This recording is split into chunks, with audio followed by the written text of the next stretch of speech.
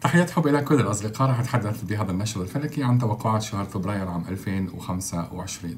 بداية راح نتعرف على المشهد الفلكي خلال شهر فبراير 25. المشهد الفلكي أكيد الشمس في برج الدلو لحد تاريخ 20 فبراير 2022.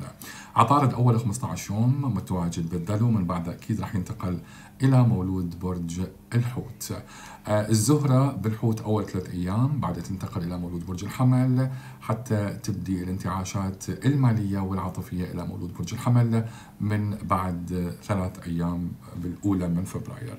المشتري راح يتحرك أكيد للأمام يوم 4 في الجوزاء، يعني راح ينتهي من التراجع، راح يبدي يتحرك يوم 4 فبراير في برج الجوزاء. المريخ متراجع لحد تاريخ 24 فبراير، ومن بعد راح يبدي بحركة أمامية إلى الأمام في برج السرطان.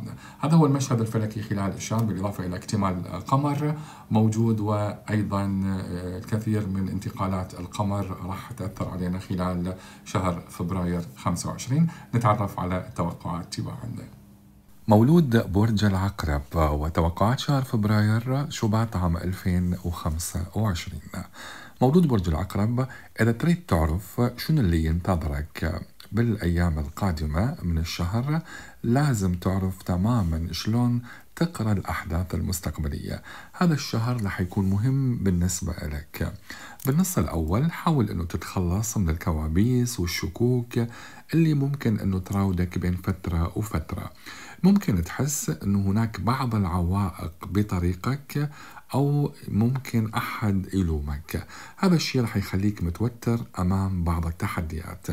مع هذا كواكبك رح تدعمك حتى وإن كانت الأمور مشوشة نوعا ما.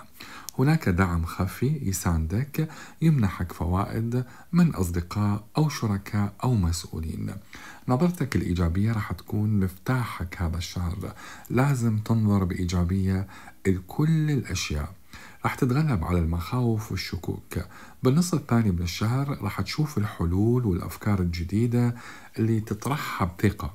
ماديا رح تحقق نجاح وتحرز تقدم بعملك. رح تكون عندك فرص جديدة للتفاوض والسفر مع مزايا تظهر فجأة بالنسبة لك. وممكن بعض مواليد برج العقرب أنه يدخلون بأعمال جديدة وشراكات جديدة. على الصعيد العاطفي، مولود برج العقرب وشهر فبراير، هذا الشهر مليان بالضوضاء والإثارة. ممكن بعض المشاكل خاصة من اليوم الخامس. راح تحس بوجود تغيير مو طبيعي بحياتك. ممكن تخلق معارضة بين الزهرة بالحمل والمريخ بالسرطان، جو مليان تحديات ومفاجآت عاطفية. راح تشوف نفسك محاط بالحب المتقلب والمغازلات اللي تثير اهتمامك. ممكن يكون بعض المناوشات والتقلبات العاطفية اللي تخليك مشوش نوعا ما. ممكن تضطر لقبول ظروف غير مناسبة. راح تزيد رغبتك وعروضك العاطفية بجو مفعم بالحيوية والنشاط. راح يأثر هذا على علاقاتك العائلية وطموحاتك المهنية، رغم بعض الهدوء اللي ممكن تحس به وتشعر به. راح تشارك بأنشطة فكرية وثقافية راح تجلب لك أخبار غريبة، ممكن تجعلك متحمس أحيانا ومنسحب أحيان ثانية. بنهاية الشهر ممكن تتراجع عن بعض قراراتك بسبب المفاجآت اللي ممكن تحدث. مولود برج العقرب.